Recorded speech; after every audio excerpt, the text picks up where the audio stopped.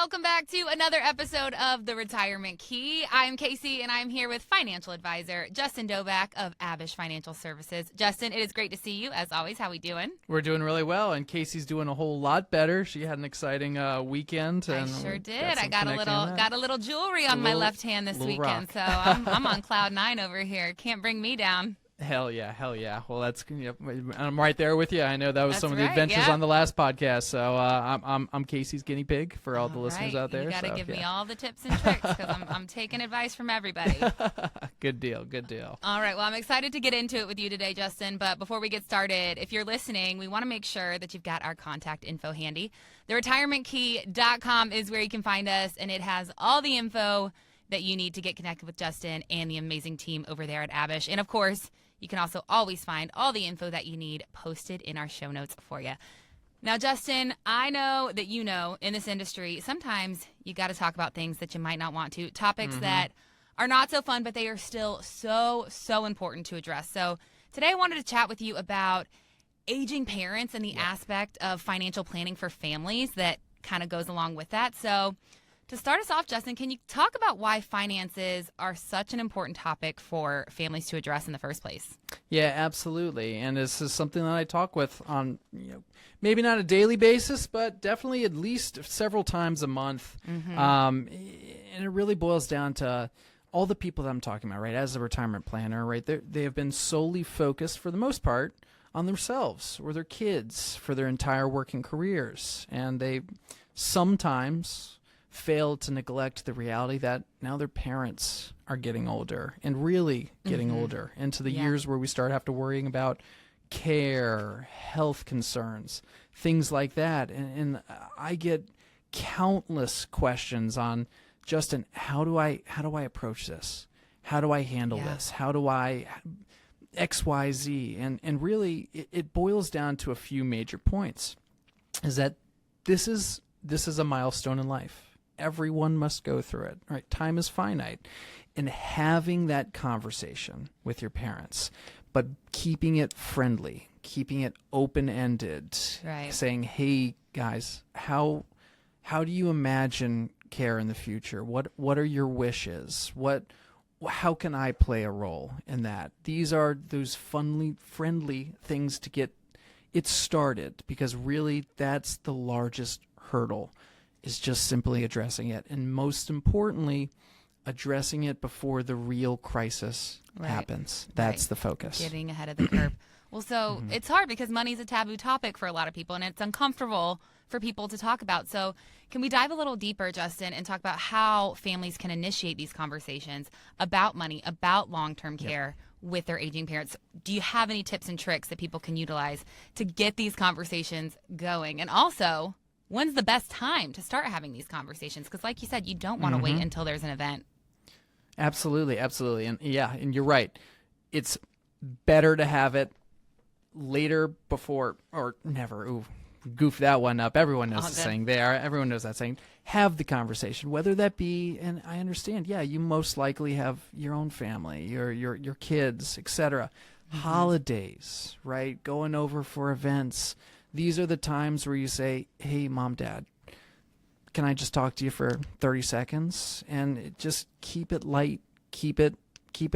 Hey, I was considering my finances as of late. I'm entering into retirement soon, blah, blah, blah. And that prompted the thought I had about you guys. And I wanted to ask about you. I wanted to ask what your wishes are. If something's to happen, what can I do? What is in my power? And it's really important to make this, like I said, open-ended. This is not a control conversation, right? Your parents probably are still independent. They want to maintain that.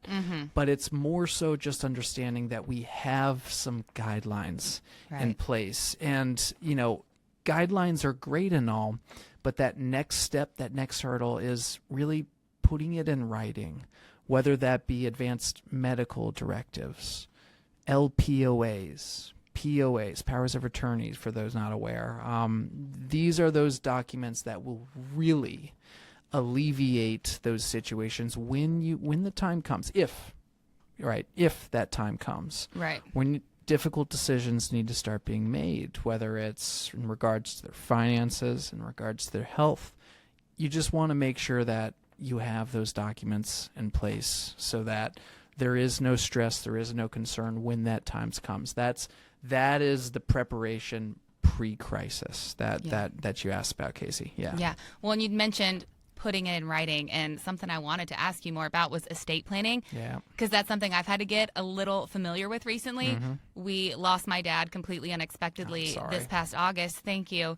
And thankfully, both my parents had wills that they had done way back when my brother and I were little kids, just, cut and dry, leaving everything to the surviving spouse. So that part was set in stone. But the crazy thing is, estate planning had been something on my parents' to-do list for a long time since losing my grandparents.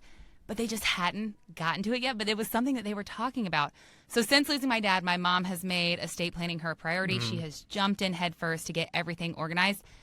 Good and for I can her. tell you firsthand, it's not fun. No. It's really difficult things to talk about. It's really difficult decisions to make, but we know that it is so, so important, and it's going to make things so much easier on my brother and I in the future. So talk to us more about the estate planning process and how that can really help protect assets and ensure a smooth transition of wealth when a parent ultimately passes, because as much as we don't want to think about it or talk about it, we kind of have to, right? Yep. You're absolutely right. And Casey, I don't even think I need to say a point on that anymore. You're hired as an advisor. But You don't want to take the advice from me. I'll leave that to the professionals. Yeah, but Casey, you're absolutely right. These estate planning docs, yes, they are very morbid conversations. It's kind of crazy. It is not fun at all. But even if it's as simple as, I call them love you wills, right? If you pass, the assets go to me. If I pass, the assets go to you. Well, what happens after that, right? That's where those wills start become really helpful in directing dollars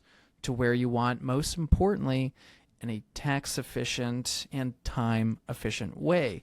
Now, you can take it a step further with trust documents, which are basically, to keep it simple, they're wills that say if you pass, they go here. If they pass, they go here.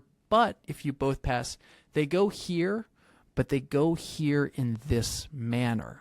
So essentially, you're putting guardrails on guidelines onto where those and how those dollars go to loved ones, beneficiaries, etc. Advanced medical directives, right? Probably the hardest conversation to have is someone in hospice or, end of life stage.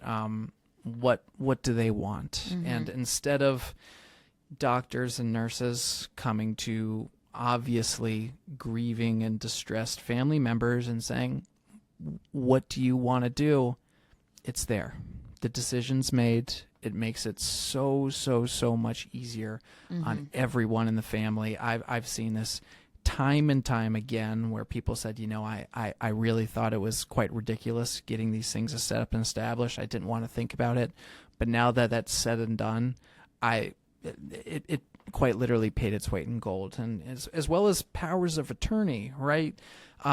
With people living longer and longer and longer these days, mental health with all of us, but we're talking dementia, things like that.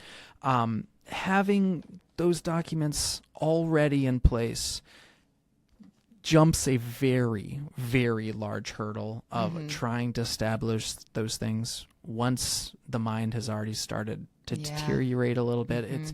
These are, yes, tough conversations, but they will make sure that when the time may happen, that everything goes as smoothly as possible and that everyone is taken care of and there's no headache, no heartbreak. That's really the purpose of these documents. And if that's something that concerns any one of the listeners, have a conversation with us, right? This is something that we happily advise on to make sure that you're going in the right direction. And that's the focus of today is just simply having the conversation, getting that roadmap in place. Yep. Yeah. One less thing to worry about when you're already going through a really tough time. So that's it. Justin, before I let you go, I want to ask you this. If someone's listening, but maybe they're not sure if their parents are in the place yet where they need to initiate these conversations or if they need to, step in, Could you maybe give us some red flags that you think adult children need to be on the lookout for that may indicate an aging parent needs a little bit more assistance with their finances? What should we keep our eyes peeled for? Yeah, absolutely.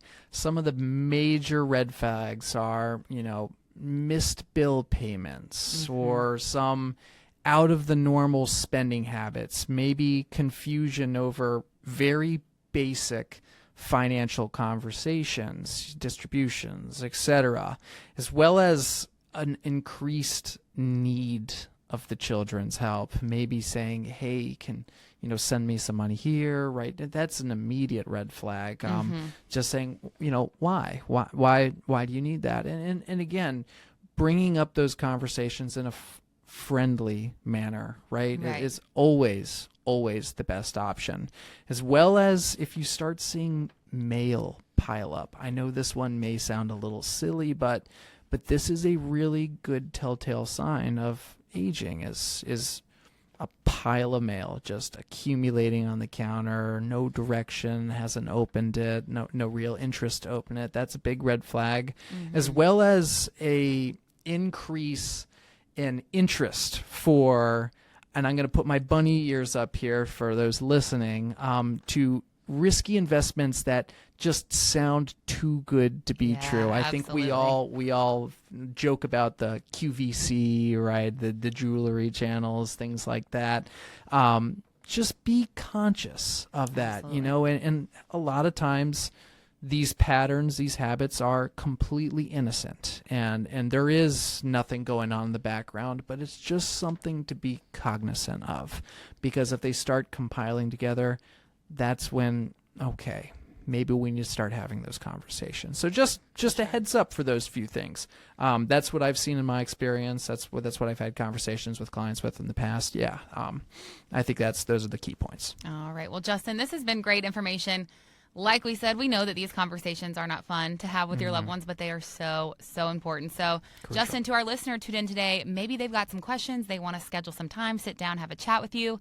What should they do? How can they get in touch with you? Jump onto retirementkey.com. That'll lead us to our page. You can get it on the schedule and have a conversation with us. Ideally, sit down face-to-face across the meeting table, and we can dive deep into any questions you folks may have. Absolutely. Again, that is theretirementkey.com for all the info you need to get started with Justin and the team there at Abich Financial Services. Thank you so much for joining us today here on The Retirement Key. Make sure you subscribe wherever you get your podcasts so you never miss an episode, and we will see you next time. Thanks, Justin. Thank you, Casey. Take care. You too.